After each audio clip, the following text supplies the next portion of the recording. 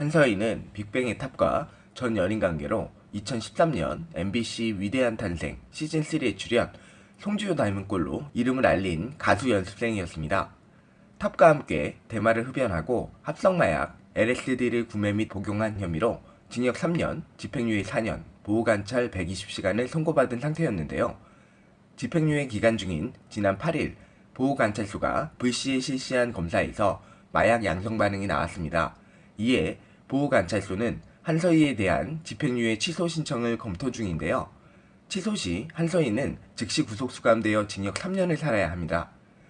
여기서 계속되는 한서희와 얽힌 마약 관련 이슈들이 다시금 화제가 되고 있는데요. 그녀와 마약 사건에 얽힌 사람들이 모두 토스타 반열에 있는 탑, BI, 양현석 대표 등이며 그 사건 속의 의혹이 아직까지 제대로 풀리지 않았기 때문입니다. 우선 빅뱅의 메이드 앨범 발매 의혹인데요. 2019년 6월 20일 디스패치 보도에 따르면 한서희가 YG 측의 요구로 3개월간 미국에서 머물러야 했다고 발표했습니다. 그 이유가 2016년 10월로 거슬러 올라가 YG 사내의 마약 진단 키트로 탑이 양성 반응이 나오자 한서희와의 관계를 알게 된 양현석이 빅뱅 신규 앨범 발매를 위해 한서희의 출국을 통해 사건이 커지는 것을 막았다는 것인데요. 한서희는 실제로 16년 그해 12월 9일 출국하였으며 4일 뒤인 13일 빅뱅은 정규 앨범 메이드로 타이틀곡 에라 모르겠다로 컴백했습니다. 충격적인 사실은 한서희는 탑과 별개로 이미 2016년 8월 LSD 투약 관련 조사 중이었으며 마약 판매책인 A씨로부터 한서희 관련 진술이 나왔음에도 출국하는 데 전혀 문제가 없었다는 것인데요.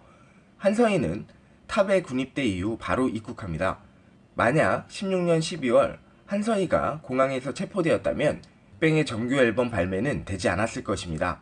탑의 대마초 흡연 사실은 1년 뒤인 군 복무 기간 중 2017년 6월에 적발됐고 한서희가 자신에게 대마를 권유했다며 서로 엇갈린 주장을 하게 됩니다. 이에 의무경찰로 복무 중이던 탑의 직위는 해제됐고 징역 10월에 집행유예 2년 선고를 받으며 사회복무 요원으로 남은 기간을 대처하게 됩니다. 탑과의 사건 이후 한서희는 탑을 공개 저격하기도 하는데요. 2017년 4월 이후 1년 6개월 만인 2018년 10월경 탑이 자신의 SNS에 몇 장의 풍경 사진을 올리자 한서희는 자신의 인스타그램에 너는 나올 생각도 하지 마라. 조용히 살고 있는 것 같길래 입 다물고 넘어가는 것 뿐이다. 내가 너네 회사 일 몇 개나 숨겨주고 있다 라며 YG까지 언급되는 의미심장한 말을 합니다. 그리고 그 다음 해인 2019년 6월 한서희가 국민권익위원회에 익명으로 BY와 양현석을 공익신고하는데요. 이 사건 역시 3년 전인 2016년 한서희가 탑과의 대마 사건 이전인 LSD 투약 사건으로 조사받던 시기로 거슬러 올라갑니다. 2016년 4월 아이콘 전 멤버인 BI는 메신저를 통해 한서희에게 마약 구매를 원하는 내용의 메시지를 보냅니다. 특히 BY는 대화 중에 너랑은 마약을 같이 했으니까 물어보는 것이라며 마약 투약 사실에 대해서도 직접 인정하며 마약 구매를 요청합니다.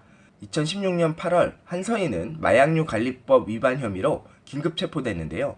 이후 경찰은 그녀의 휴대전화를 압수했고 BY와 함께한 메신저 대화 역시 확보했습니다. 여기서 공익신고 내용의 중심적인 부분인데요.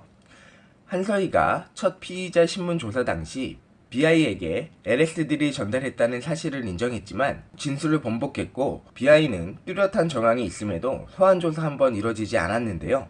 이 이유가 양현석이 자신을 YG 사옥으로 불러 핸드폰을 뺏고 연예계 생활 등의 이유로 협박하여 진술을 번복하게 했으며 경찰과의 유착으로 BI에 대한 조사 한 번 없이 사건이 마무리되었다는 것입니다. 한서희는 자신의 인스타그램에 YG 사옥에 출입하는 사진을 게시하고 자신의 공익신고 이유가 감형받기 위해 호소하는 것이 아닌 양현석이 이 사건에 개입하여 협박한 부분, 경찰 유착이 핵심 포인트라며 저란 사람과 이 사건을 제발 별개로 봐주셨으면 좋겠다라고 당부하는 글을 기재했습니다. 이 사건이 불거지며 아이콘의 리더였던 BI는 2019년 6월 팀을 탈퇴하고 양현석은 절대 사실이 아니라며 사건을 부정하였지만 경찰 유착, 원정 도박, 성매매, 버닝썬 게이트 등 수많은 논란에 휩싸이며 같은 달 14일 양현석은 입장문을 발표하며 YG 모든 직책과 업무를 내려놓겠다는 뜻을 밝혔습니다. 양현석은 입에 담기도 수치스럽고 치욕적인 말들이 무분별하게 사실처럼 이야기되는 지금 인내심을 갖고 참아왔지만 더는 힘들 것 같다며 저로 인해 YG 소속사 연예인들이 피해가 가는 상황은 없어야 되겠다고 전했습니다. 약국이라는 오명으로 불리는 YG에 변화가 있을지 지켜봐야겠습니다. 타임라인을 현재 2020년 7월로 돌리면 결국 한서인은 그 많은 사건들 속에서도 마약의 중독에서 벗어나지 못하였으며 이번만은 징역형이 기정사실화된 가운데 구형 집행을 기다리고 있습니다. 좋아요, 구독 버튼 부탁드립니다. 감사합니다.